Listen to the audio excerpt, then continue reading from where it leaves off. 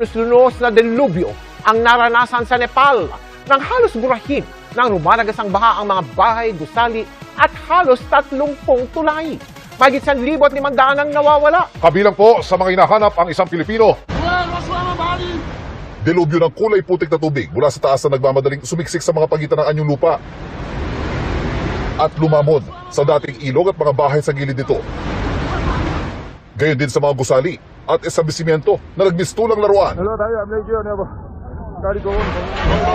Ang tulay ngang ito, tila itinulak hanggang mabali at tuluyang bumigay. Ang ilang residente tila mga langgam sa liit kung ikukumpara sa dambuhalang baha. Nagmamadali silang tumakbo palayo, pero ilang saglit lang, nilamon din tulad ng mga gusali sa paligid. Sa ngayon, tinatayang nasa 1,500 na ang nawawala, halos kalahati mga dayuhan. Kabilang dyan ang isang Pilipino ayon sa Nepal Tourism Board na sa ngayon ay kinukumpirma pa na pinabababa sa 165 ang natagpuang patay. Hindi katakataka dahil sa lakas ng presyo ng baha na nagpaguho sa gusali tulad ng isang ito na may mga nakapark pang kotse. Pare-pareho man ang sinapit, nakakagulat pa rin ang bawat kuha sa paglamon ng baha sa lahat ng madaanan nito. Nakapanliliit lalo mula sa himpapawid kung saan tanaw kung paanong sa isang iglap kayang burahin ng kalikasan ang isang lugar. Mabilis lang dumaan ang baha, pero baka sa putik na bumalot sa mga komunidad ang tagal ng panahong kakailanganin para bumangon sa pinsala. Ayon sa mga ulat, may gumuho at bumagsak na glacier mula sa Himalayas. Inakala pang nagkalindol, pero ayon sa US Geological Survey, ang pagyanig ay seismic energy o paggalaw ng lupang dulot ng mga gumuhong batot yelo ng glacier na sinundan ng rumaragas ang debris flow. Ang bumulusok na avalanche ng yelo at bato ang siyang rumagasa sa Lendekola River na dumadaloy sa mga bulubundukin ng Nepal at Tibet. Nagtuloy-tuloy ito sa Girong Port sa Tibet at umabot hanggang sa Nepal na nagdulot ng mapaminsalang flash flood. Sa Girong Port pa naman, dumadaan ang mga tumatawid sa border ng Nepal at China. Sa tindi ng pinsala ng sakuna, kitang-kita ito sa kuha ng mga satellite mula sa kalawakan at dama ng buong mundo dahil sa dami ng dayuhang apektado. Kaya kanya-kanya ng padala mga kinatawan ng ilang bansa para tumulong sa paghahanap ng mga nawawala. Checkpoint na ito ng China at Nepal parang tidal wave na nilamon ang mga gusali at tinangay ang mga nagtatakbuhang tao. Trahedya sa Nepal nangyari na raw sa Pilipinas at hindi malayong mangyari uli. Noong 2012, nagkaroon ng debris flow sa Compostela Valley. Mahigit 500 katao ang namatay. Taong 2015 nang natabunan rin ang bahagi ng ilang barangay ng Baco Oriental, Mindoro ng mga naglalakihang bato mula sa debris flow. Sa Pilipinas, ang trigger daw ng debris flow ay matinding ulan sa bundok na nagdudulot ng landslide. Makikita kung gaano kabilis lumaki ang agos ng tubig habang tinatangay ang anumang madaraanan nito.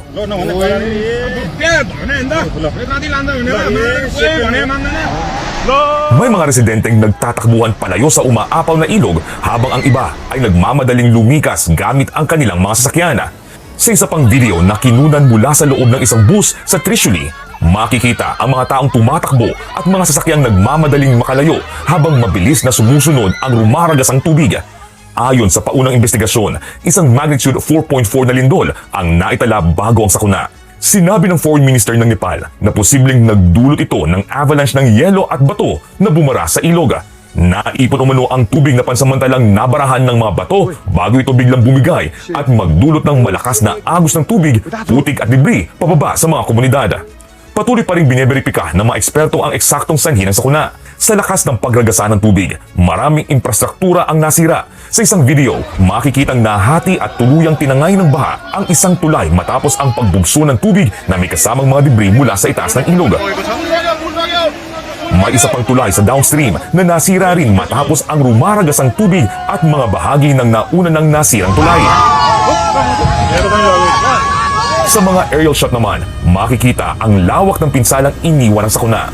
Maraming bahay at gusali sa tabi ng ilog nalubog sa putik, nasira o tuluyang nawala. May mga komunidad ding halos matangay at matabunan ng makapal na putik at debris. Kabilang sa pinakamatinding tinamaan ang Rasuwa at Nuwakot districts habang napinsala rin ang mga kalsada, hydropower facilities at communication lines. Nagsasagawa na ng search and rescue operations ang mga otoridad sa mga posible pang nakaligtas sa insidente. Makikita sa mga video ang pagliligtas sa mga na-stranded na residente sa pangunguna ng mga pulis, sundalo at emergency responder. Nag-deploy rin ng mga helicopter, bagamat ilan sa mga ito ang nahihirapang makalapag dahil sa patuloy na pagtaas at pag-agos ng tubig. Daan-daang turista pa rin mula sa iba't ibang bansa ang hindi pa nahahanap. Sa pinakahuling tala ng Nepal Tourism Board, aabot sa mahigit 400 turista ang nawawala, kabilang ang 384 foreign nationals mula sa 26 na bansa. Kabilang dito ang turista mula sa India, United States, Australia, Netherlands, Malaysia, United Kingdom at South Africa, habang may mga nawawala rin mula sa iba pang mga bansa. Iniulat din ng South Korean Foreign Ministry na 8 South Korean nationals na nagtatrabaho sa isang hydropower project ang hindi makontak. Sinabi naman ni Nepal Prime Minister Balendra Shah na nabigla at lubhang nalungkot ang buong bansa sa malawakang pagkawala ng buhay at ari-arian. Aniya, agad na ipinakilos ng pamahalaan ang lahat ng available na resources para sa rescue operations. Sa Tibet, isang autonomous region na sakop ng China, nagpakilos na ng daan-daang emergency personnel kasama ang mga drone at iba pang rescue equipment. Iniutos na rin ni Chinese President Xi Jinping ang all-out search and rescue operation para hanapin ang mga nawawala at maiwasan ang karagdagang casualties. Itinuturing ang sakuna na pinakamapinsalang kalamidad sa Nepal mula nang yumanig ang magnitude 7.8 earthquake noong 2015 na kumitil sa halos 9,000 buhay. Habang patuloy ang paghahanap sa mga nawawala, nagbabala ang mga otoridad sa posibilidad ng panibagong pagbaha dahil sa isa pang natuklasang pagkabara sa ilog sa upstream area. China dinalaw ng sunod-sunod na kalamidad. Milyong-milyong tao na ang naapektuhan at libo-libo na ang mga nasawi. Kailan kaya ito matatapos? Ito ba ay karma at paghihiganti o sadyang nagkataon lamang sa bansa? China, ang bansang kumakawawa sa ibang mga bansa. Kalikasan na yata ang gumagawa ng paraan upang ipaghiganti ang mga biktima nito. Ano-anong mga sakuna ang tumama sa China? At matatapos pa kaya ang pasunod-sunod na pasakit na nararamdaman ngayon ng China? Number 1, dam failure. Halos 6,000 katao ang napilitang mag-evacuate sa probinsya ng Hunan noong July 6. News agency na Xinhua noong Biyernes ng hapon nagkaroon ng problema sa Dongting Lake. Ang lawa na ito ay tinaguriang ikalawa sa pinakamalaking freshwater lake ng China. Ang rupture sa lawa ay may lawak na 226 meter, 740 feet, na nagtulak sa mga autoridad para ilikas ang nasa 5,700 na residente. Dahil sa pangyayari, mabilis na kumalat ang balita at mabilis na kumalat ang mga litrato at video na nagpapakita kung gaano kalala ang naging pinsala ng dam failure na ito. Makikita sa mga ito kung gaano inanod pati ang mga malalaking truck at sasakyan at pagbaha sa mga kabahayan. Umaksyon naman agad si Xi Jinping at nananawagan sa agarang pagkakaayos at pag-agap sa sitwasyon.